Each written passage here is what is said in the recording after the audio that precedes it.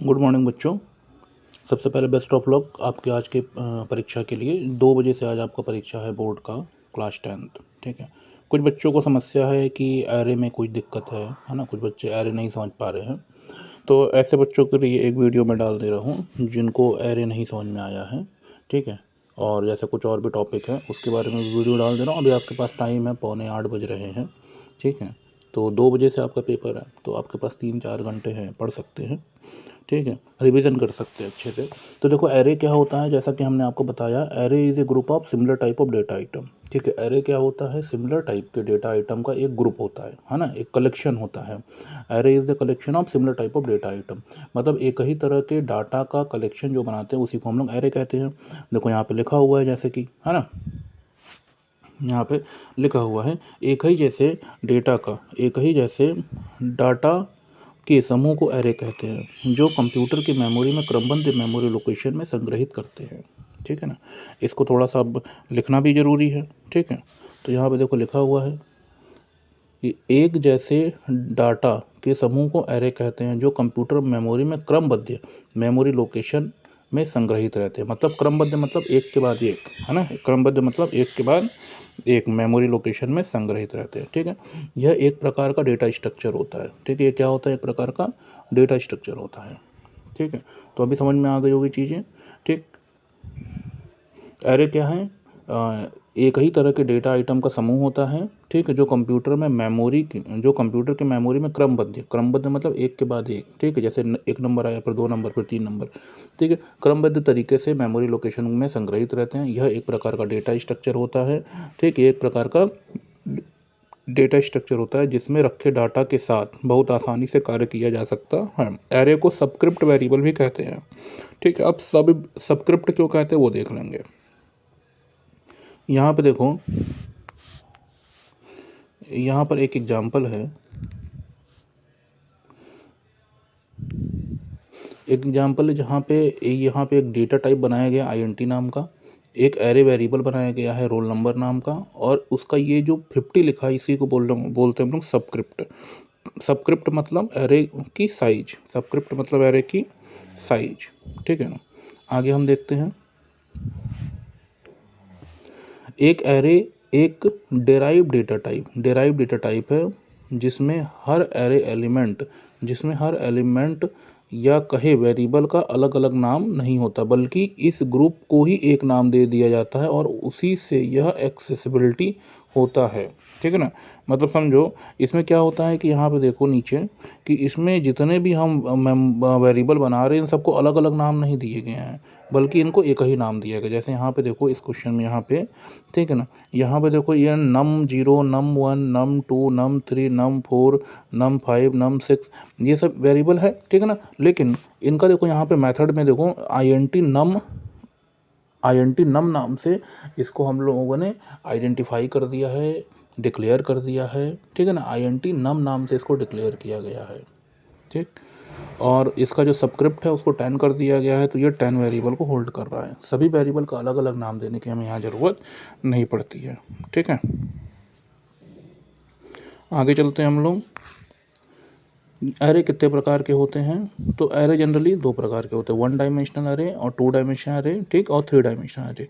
ठीक है ना। तो वैसे 2 डायमेंशनल में ही 3 डायमेंशनल आ जाते हैं। ठीक। अब देखो, 1 डायमेंशनल यह एक प्रकार का सबसे सरल एरे माना जाता है। ठीक है। क्योंकि इसके अंतर्गत जो डेटा होते हैं, डेटा के एक्सेस करने की, ठीक है ना, डेटा को एक्सेस करने के लिए हम सिंगल डायमेंशन का प्रयोग करते हैं। ठीक है। सिंगल डायमेंशन का प्रयोग करते हैं, इसलिए हम लोग इसको 1 डायमेंशनल एरे भी कहते हैं। सिंगल डायमेंशन का प्रयोग करते हैं इसलिए इसको 1 डायमेंशनल एरे कहते हैं। 2 डायमेंशन एरे, हम लोग इसमें 2 डायमेंशन का प्रयोग करते हैं। देखो, सिंगल डायमेंशन को डिक्लेयर करने का ये तरीका हो गया, 2 डायमेंशन को डिक्लेयर करने का ये तरीका हो गया। तो बस 2 डायमेंशन में जिसमें हम 2 डायमेंशन का प्रयोग करते हैं उसको हम लोग 2 डायमेंशन एरे कहते हैं। इसमें रो और कॉलम दोनों होते हैं। 3 डायमेंशनल एरे, ठीक है, जिसमें हम लोग 3 डायमेंशन का प्रयोग करते हैं उसको हम लोग 3 डायमेंशनल एरे कहते हैं। बस इतनी सी बात है। आगे हम लोग देखेंगे प्रॉपर्टी ऑफ एरे। ठीक है। क्या प्रॉपर्टी है, सबसे पहला, एरे के प्रत्येक एलिमेंट का साइज और डेटा टाइप समान होता है। ठीक। जितने भी एलिमेंट होंगे अरे के सबका टाइप और डेटा टाइप एक ही होगा, क्योंकि एक ही वेरिएबल बनाया जाता है। और उसमें सबस्क्रिप्ट अगर हमने 10 लिख दिया तो 10 वेरिएबल ऑटोमेटिक बन जाते हैं। अब वेरिएबल एक ही है, एक ही से बने हैं ये 10, तो क्या होगा कि सबका डेटा टाइप समान होगा, ठीक है ना। अब देखो जैसे कि आम का पेड़ आपने लगाया तो उसमें आम ही उगेंगे, अमरूद नहीं उगेंगे, ठीक है ना। तो बिल्कुल ऐसे ही एरे है कि एरे आपने जिस नाम से डिक्लेयर किया है तो उसके जो डेटा टाइप आपने जो उसका डिक्लेयर कर दिया वही डेटा टाइप सबका ही रहेगा, ठीक है ना। एरे एलिमेंट को कंटिन्यूस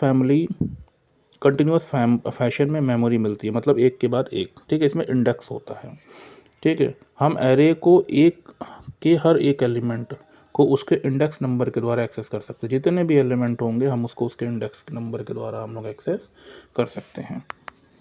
आगे हम लोग देखते हैं एरे के लाभ क्या क्या हैं, ठीक है। तो लाभ आप पढ़ लेना, ठीक है ना। लाभ में कोई विशेष चीज़ नहीं है। सबसे पहला लाभ है एरे एलिमेंट को उसके इंडेक्स नंबर के द्वारा आसानी से एक्सेस कर सकते हैं। दूसरा लाभ है यदि हमें डेटा को एक ग्रुप में स्टोर करने के लिए वेरिएबल बनाना हो तो हम एरे बनाते हैं, ठीक है ना, क्योंकि इसमें कम लाइन ऑफ कोड होता है। एलिमेंट को हम रैंडमली एक्सेस कर सकते हैं। लूप में इसका उपयोग करके हम किसी सारणी के तत्वों को आसानी से एक्सेस कर सकते हैं। एरे एलिमेंट को शॉर्ट करने के लिए हमें काफ़ी कम लाइन ऑफ कोड लिखना पड़ता है, ठीक है ना। 2D एरे की सहायता से मैट्रिक्स को रिप्रेजेंट कर सकते हैं, ठीक है ना। किसी मैट्रिक्स को रिप्रेजेंट करने के लिए हम 2D एरे का यूज कर सकते हैं। एक सिंगल वेरिएबल का नाम का उपयोग करके भी हम एक एरे के सभी एलिमेंट को एक्सेस कर सकते हैं, ठीक है ना। एरे सिमिलर टाइप के डेटा को क्रमानुसार मतलब इंडेक्स में अरेंज करता है। तो ये सब एरे की प्रॉपर्टी है। एरे मेमोरी कम लेता है, ठीक है ना। ये सब एरे की प्रॉपर्टी है। इससे कुछ नुकसान भी है, वो भी देख लो। हालांकि डिसएडवांटेज नहीं लिखने के लिए आता है, प्रॉपर्टी लिखने आती है। एक बार डिसएडवांटेज पढ़ के जाना, ठीक है ना।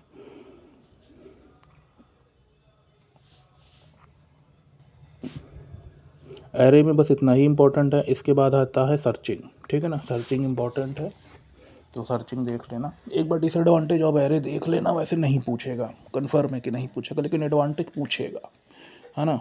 एडवांटेज पूछेगा, तो एडवांटेज ज़रूर ध्यान रखना। टाइप्स ऑफ एरे, एरे ये आएगा, डेफिनेशन आएगा, एरे का डेफिनेशन आएगा, कैसे डिक्लेयर करते हैं जो हमने लिखा दिया है नोट्स, वो आप पढ़ के जाना।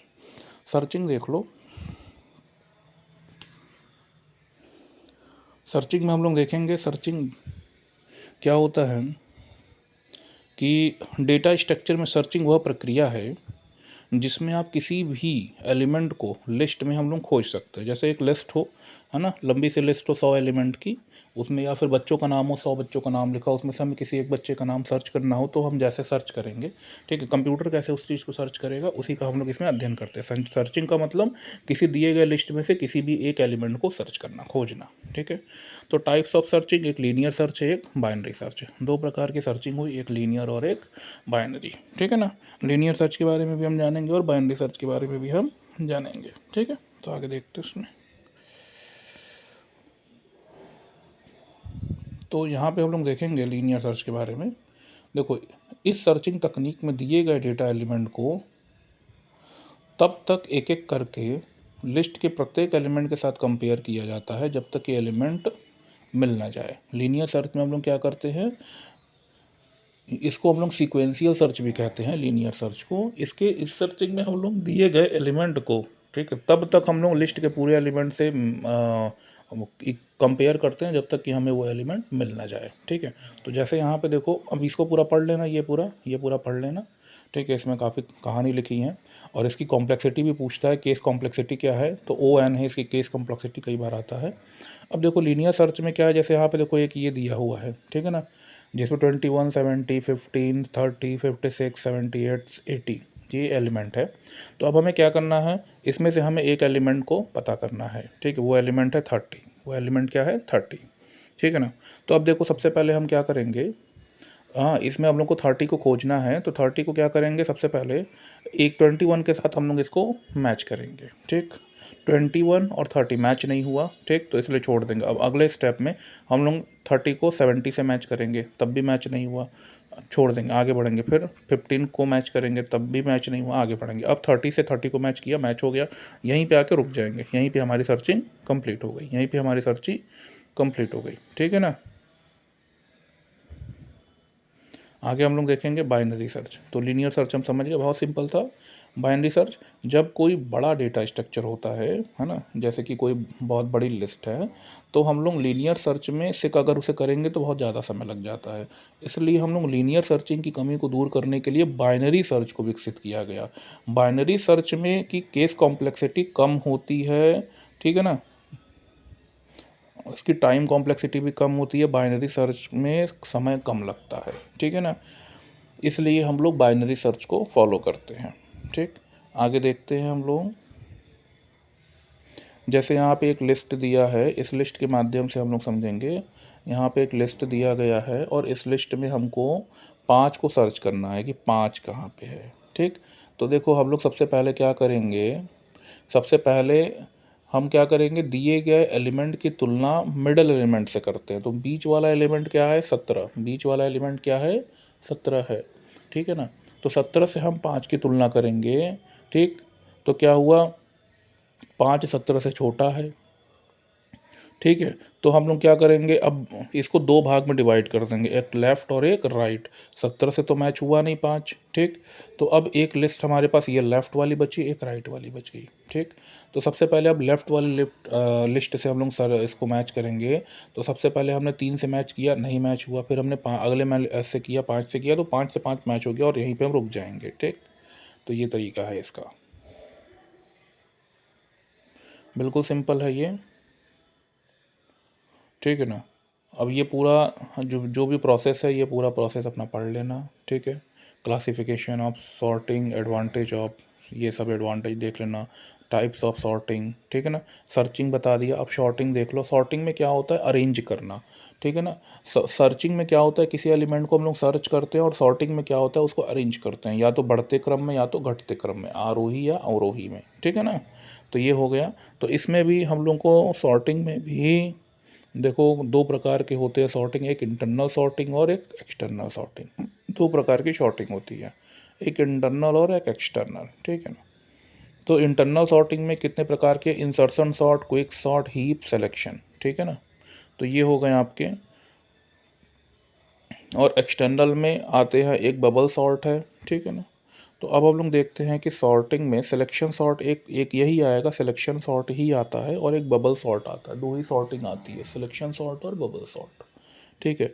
तो सिलेक्शन शॉर्ट में यहाँ पे जो भी लिखा है आप पढ़ लेना, इसको याद कर लेना। सिलेक्शन शॉर्ट का डेफिनेशन वगैरह यहाँ पे लिखा हुआ है सिलेक्शन शॉर्ट का, ठीक है ना। इसके बाद सिलेक्शन शॉर्ट एल्गोरिदम, एल्गोरिदम भी पढ़ लेना। यहाँ पे देखो एक लिस्ट दी हुई है, इस लिस्ट को हम लोगों को अरेंज करना है सिलेक्शन सॉर्ट के हेल्प से, ठीक। तो यहाँ पे देखो लिस्ट में कोई बड़ा है, कोई छोटा है, आगे पीछे सारे नंबर दिए हुए हैं, तो हम लोग को इसको अरेंज करना है। तो हम लोग क्या करेंगे, सबसे पहले हम लोग क्या करते हैं, सबसे पहले वाले एलिमेंट को सबसे छोटे एलिमेंट से कंपेयर करते हैं। तो सबसे छोटा एलिमेंट देखो 2 है, और सब पहला वाला एलिमेंट 7 है, इन दोनों को कंपेयर करेंगे, जो छोटा होगा उसको आगे कर देंगे। देखो इन दोनों को कंपेयर किया, यहाँ पे 2 छोटा था तो 2 को मैंने आगे कर लिया और बाकी लिस्ट को अलग कर लिया, ठीक। अब इसमें देखो सबसे छोटा कौन है, इसमें सबसे छोटा 4 है, तो 4 को हम लोग पहले वाले से कंपेयर करेंगे। यहाँ पे देखो, तो 4 छोटा है, 5 बड़ा है, ठीक। तो 4 को हम लोग बाहर कर लेंगे, देखो यहाँ पे 4 को बाहर कर लिया, तो 2 और 4 साथ में हो गया, 5 साथ ये हैं, ठीक है ना। फिर अब इसके आगे देखेंगे हम लोग, है ना। अब फिर से हम लोग क्या करेंगे, 5 और 7 में कंपेयर करेंगे, ठीक है ना। 5 7 में, तो 5 छोटा है तो उसको बाहर कर ले, 7 बचा, ठीक है। फिर 7 सबको जोड़ ले, देखो ये सॉर्ट हो गया, ये पूरा है ना, ये सॉर्ट हो गया। तो यही है सिलेक्शन सॉर्ट। सिलेक्शन सॉर्ट ऐसा ही काम करता है।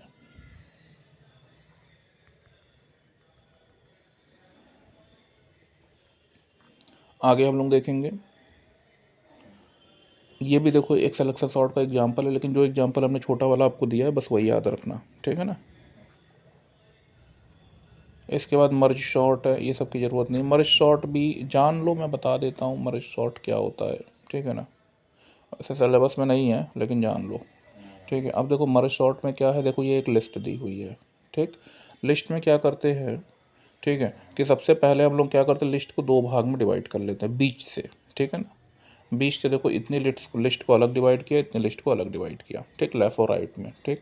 अब क्या करेंगे कि लेफ़्ट और राइट में इसमें से दो अलग कर लेंगे, इसमें से दो अलग कर लेंगे, ठीक है ना। ये देखो इधर दो को अलग कर लिया, इधर दो को अलग कर लिया, ठीक है ना। यहाँ पे 38 37 यहाँ पे, ठीक। तो अब क्या करेंगे, जब सारे अलग हो जाएंगे फिर उसको मर्ज करना शुरू करेंगे। देखो सारे अलग अलग हमने कर लिए, यहाँ पे देखो इस वाले स्टेप में देखो सारे अलग अलग हो गए, ठीक है ना। जितने लिस्ट के एलिमेंट है सब अलग हो गए। अब इनको मर्ज करेंगे, तो मर्ज करते समय हम ध्यान रखते हैं जो छोटा एलिमेंट है उसको आगे करते हैं, जो बड़ा एलिमेंट है उसको पीछे करते हैं। देखो यहाँ पे 27 छोटा था, 27 को हमने आगे किया, फिर 38 बड़ा था तो 38 को हमने पीछे किया। फिर यहाँ देखो 3 छोटा था तो 3 को हमने आगे किया और 43 को पीछे किया। इसी तरह से हमने यहाँ भी किया और यहाँ भी किया। फिर अब देखो इन दोनों में जब हम लोग को करना होगा, जब इन दोनों को हम लोग मर्ज करेंगे तो हम लोग ध्यान रखेंगे कि 3 सबसे छोटा था, 3 को सबसे आगे, फिर 27, फिर 38, फिर 43। इसी तरह से जब इन दोनों को मर्ज करने चलेंगे तो 9 सबसे छोटा था, फिर 10 था, फिर 82 था। फिर इन दोनों को जब हम लोग मर्ज करने चलेंगे, इन दोनों को मर्ज करेंगे तो फिर वही छोटा का ध्यान रखते हैं, 3 छोटा है, फिर 9 है, फिर 10 है, फिर 27 है, फिर इस तरह से हम लोग मर्ज करते हुए चलेंगे। तो ये हो गया हम लोगों का मर्ज सॉर्ट, ठीक। इसके बाद आप लोग देख लेना अपना फंक्शन इन सी। फंक्शन किसे कहते हैं, तो फंक्शन क्या होता है, एक पीस ऑफ कोड होता है, ठीक है ना। एक पीस ऑफ कोड होता है, जैसे एडिशन का हम लोग कोई फंक्शन बनाते हैं, हमें अपने प्रोग्राम में एडिशन ऐड करने की ज़रूरत पड़ रही है तो हम लोग एडिशन का एक फंक्शन बना लेते हैं, ठीक। तो फंक्शन एक पीस ऑफ कोड है, जिसे दूसरे शब्दों में हम कहें तो यह प्रोग्राम में एक प्रकार का सब प्रोग्राम होता है, ठीक। एक बड़े प्रोग्राम में एक छोटा प्रोग्राम होता है जिसको हम लोग सब प्रोग्राम कहते हैं। किसी प्रोग्राम को बनाते समय कभी कभी आवश्यकता होती है कि हमें कुछ कोड्स एग्जीक्यूट करने से प्राप्त रिजल्ट को प्रोग्राम में बार बार प्रयोग करना पड़ता है, ठीक है। जब हमें प्रोग्राम में एक ही कोड को बार बार प्रयोग करना है तो हम लोग क्या करते हैं, उस कोड को बार बार नहीं लिखते हैं बल्कि एक बार ही लिखते हैं, एक बार लिखते हैं उसको और उसको बार बार यूज कर लेते हैं, ठीक है ना। तो यहाँ पे देखो फंक्शन का जो सिंटैक्स है ना, फंक्शन का यहाँ सिंटैक्स है, ये है सिंटैक्स, ठीक है ना। इसके बाद देखो फंक्शन कितने प्रकार के होते हैं, दो प्रकार के होते हैं, एक बिल्ट इन और एक यूज़र डिफाइन। तो जो बिल्ट इन फंक्शन होता है इसी को हम लोग प्रिमिटिव भी कहते हैं, ठीक है ना। और ये सी के लाइब्रेरी में पहले से होता है। तो कुछ बिल्ट इन फंक्शन है जैसे प्रिंट ऐप है, स्कैन ऐप है, ये सब है built in function. Print F, scan app, main, ये भी बिल्ट इन फंक्शन है, ठीक है ना। और यहाँ पे देखो कुछ हेडर फाइल है, ये भी ध्यान रखना, ठीक है। बिल्ट इन फंक्शन सी की लाइब्रेरी में होती है, एक बार इसको पढ़ भी लेना, पढ़ना ज़रूरी है। यूज़र डिफाइंड फंक्शन जो होते हैं उसको यूज़र अपनी आवश्यकता के अनुसार डिफाइन करता है, जैसे, ठीक है, मेन ये एक फंक्शन है, यूज़र डिफाइंड फंक्शन है, ठीक है ना। एरे भी एक फंक्शन है, ठीक है ना। सॉरी एरे नहीं है, एरे फंक्शन नहीं है, सॉरी, ठीक है ना। तो जैसे स्ट्रक्चर एक फंक्शन है, स्ट्रक्चर एक मेथड है, फंक्शन है, ठीक है। यूनियन भी है। तो इस प्रकार के कुछ फंक्शन होते हैं जो यूज़र अपने, जैसे ऐड है, एडिशन का हमने एक फंक्शन बनाया, ये यूज़र डिफाइंड फंक्शन है, ठीक है ना। आगे एक प्रश्न आता है, हमें फंक्शन की आवश्यकता क्यों, ठीक है ना। तो फंक्शन की आवश्यकता क्यों है, तो यहाँ पे लिखा हुआ है, इसमें मैं क्या ही बताऊँ, ये सब आप खुद से पढ़ लेना, ठीक है ना। नोट्स आपके पास है। इसके बाद आता है एक स्ट्रिंग, ठीक है ना। स्ट्रिंग का मतलब होता है जैसे किसी का नाम हम लिखते हैं, जैसे आपका नाम है कुछ भी, ठीक है। तो ABCD कुछ भी आपका नाम है, जैसे रितेश है तो रितेश में क्या है, ये पूरी स्ट्रिंग है ना, एक कैरेक्टर नहीं है। जब कई सारे कैरेक्टर का समूह एक साथ होता है तो उसको हम लोग कहते हैं स्ट्रिंग। कई सारे कैरेक्टर का समूह जब एक साथ होता है तो उसको कहते हैं स्ट्रिंग, ठीक है ना। फंक्शन का उपयोग हम निम्नलिखित कारणों से भी करते हैं, ठीक है। एक ही कोड को बार बार लिखने के लिए, बचने के लिए, ये सब देख लेना, ठीक है। और आगे है स्ट्रिंग। स्ट्रिंग में देखो सी प्रोग्रामिंग में स्ट्रिंग कैरेक्टर का एक क्रम होता है, ठीक है। इसे नल के द्वारा टर्मिनेट किया जाता है, मतलब लास्ट में इसमें नल लगा होता है, ठीक है। नल मतलब जीरो, लास्ट में जीरो लगा होता है। दूसरे शब्द में कहें तो स्ट्रिंग कैरेक्टर का एक वन डायमेंशनल एरे होता है जिसको नल के द्वारा हम लोग टर्मिनेट करते हैं, ठीक है ना। स्ट्रिंग का सबसे अंतिम कैरेक्टर हमेशा नल होता है, ठीक है। स्ट्रिंग का सबसे अंतिम कैरेक्टर हमेशा नल होता है। स्ट्रिंग को हमेशा डबल कोट के अंदर रखा जाता है, ठीक है ना। ये सब याद रखना, डबल कोट के अंदर, डबल कोट मतलब ऐसे, ठीक है, बता दे रहा है। जैसे कोई स्ट्रिंग हमने स्टार्ट किया है ABC, ये एक स्ट्रिंग है, तो इसको डबल कोट के अंदर रखते हैं ऐसे, ठीक।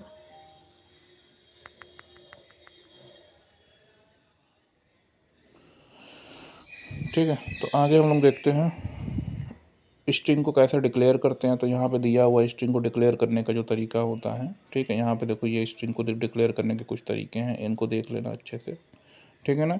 एक छोटा सा प्रोग्राम है स्ट्रिंग पे, ये छोटा सा प्रोग्राम देख लेना, मान लो कोई प्रोग्रामिंग आई तो लिख देना, इसी को कोई दिक्कत नहीं है, ठीक है ना। आगे है स्ट्रिंग मैनिपुलेशन, हमने बताया था स्ट्रिंग मैनिपुलेशन आएगा, तो स्ट्रिंग मैनिपुलेशन का ये प्रोग्राम तैयार कर लो, रट लो इसको, 4 लाइन का प्रोग्राम है, इसको रट लो स्ट्रिंग मैनिपुलेशन का, ठीक है ना। आएगा तो ये प्रोग्राम लिख लेना, ठीक है, स्ट्रिंग मैनिपुलेशन का। और रिवर्स, स्ट्रिंग को रिवर्स करने का प्रोग्राम एक ये है, ये भी देख लेना कि स्ट्रिंग को रिवर्स कैसे करते हैं, ज़रूरी है, ठीक है। आगे एक आता है प्रश्न, सी प्रोग्राम में स्ट्रक्चर किसे कहते हैं, तो देख लो, स्ट्रक्चर एक यूज़र डिफाइंड डेटा टाइप है जिसे हम अलग अलग डेटा टाइप के वेरिएबल को कंबाइन करके सिंगल डेटा टाइप की तरह यूज़ करते हैं। स्ट्रिंग एक यूज़र डिफाइंड डेटा टाइप है जिसे हम अलग अलग डेटा टाइप के वेरिएबल को कंबाइन करके एक सिंगल डेटा टाइप की तरह यूज़ करते हैं, ठीक है ना। स्ट्रक्चर क्या है, एक यूज़र डिफाइंड डेटा टाइप है, ठीक, क्या है, यूज़र डिफाइंड डेटा टाइप है जिसे हम अलग अलग डेटा टाइप के वेरिएबल को कंबाइन करके सिंगल डेटा टाइप की तरह यूज़ करते हैं, ठीक है ना। आगे हम देखेंगे, आगे जो डेफिनेशन है ये पूरा पढ़ लेना, ठीक है। डिफ़ाइन कैसे करते हैं एरे स्ट्रक्चर को, देखो ये तरीका है, स्ट्रक्चर आएगा तो ये ज़रूर लिखना, ये जो है ये ज़रूर लिखना स्ट्रक्चर को कैसे डिफ़ाइन करते हैं, ठीक। आगे एक परिभाषा है यूनियन की, इसको रट लेना, ठीक है ना। यूनियन आ सकता है, आ क्या सकता है, आएगा ही, ठीक है ना, यूनियन आएगा।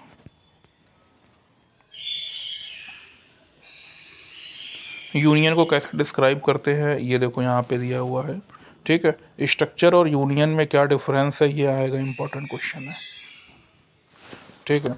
तो इसमें देखो, स्ट्रक्चर को डिफाइन करने के लिए स्ट्रक्ट कीवर्ड की आवश्यकता होती है, यूनियन को डिफाइन करने के लिए यूनियन कीवर्ड का प्रयोग करते हैं, ठीक।